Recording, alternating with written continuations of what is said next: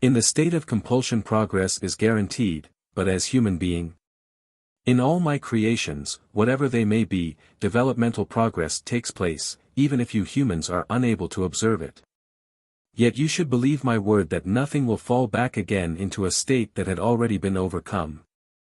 This can only occur in the human stage because the human being is at liberty to travel the path of ascent or slide into the abyss again. And if you consider that it took you an eternity before you were allowed to embody yourselves as a human being, if you consider the infinitely long path which one day had to lead you to this incarnation for sure, you would also feel responsible during this time on earth, which is truly just a short time compared to the length of time of previous embodiments through the most diverse creations. And yet, precisely this time as a human being is decisive for your later fate. For prior to this you traveled the path across earth in the state of compulsion, you could do nothing else but comply with my will and had to progress without fail. But now your way of life is a matter of your own free will. What you had to do during your preliminary stages, to be of service, is now up to you. You are no longer compelled, but love should motivate you to do so. However, you have to kindle this love yourselves, then your service will be an easy one and your course of life will lead to further progress.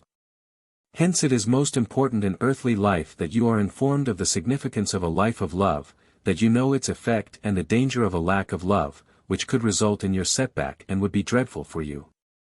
In the past I pulled you up myself because you were pursued by my love, which time and again created opportunities so that one day you could embody yourselves as a human being.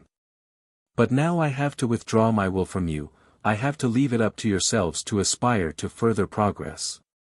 Although I have given you the wonderful gift of grace for your earthly life as a human being, by placing into you a tiny spark of my divine spirit, a part of myself, you have to ignite it yourselves, which is your task in life.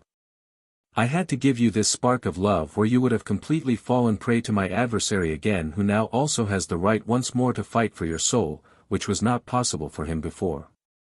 And thus, on the one hand you indeed have to expect his onslaughts, but you nevertheless have a counterbalance. My divine spark of love, with which you can keep him at bay, against which he is powerless, always providing that you yourselves nurture this spark within you, that you make full use of my gift of grace, for then you will safely attain the goal that was given to you for earthly life. However, if you ignore this spark of love, then you will be subject to his control. He will always pull you down further and be able to dominate you again, since you would grant him this power yourselves.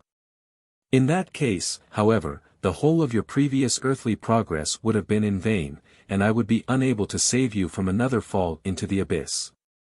For this reason, it is tremendously important that all people know about the gospel of love, that all of you know what consequences a life of love entail, and also know that you are responsible for your earthly life yourselves. For I can do everything, I can provide you with all opportunities, I can direct your destiny such that you will be able to find me, but I cannot force your free will. You have to make the final decision yourselves, and all blessings are at your disposal for you to use. Nevertheless, it is up to you whether and when you reach the pinnacle from where you will no longer be able to fall into the abyss. Amen.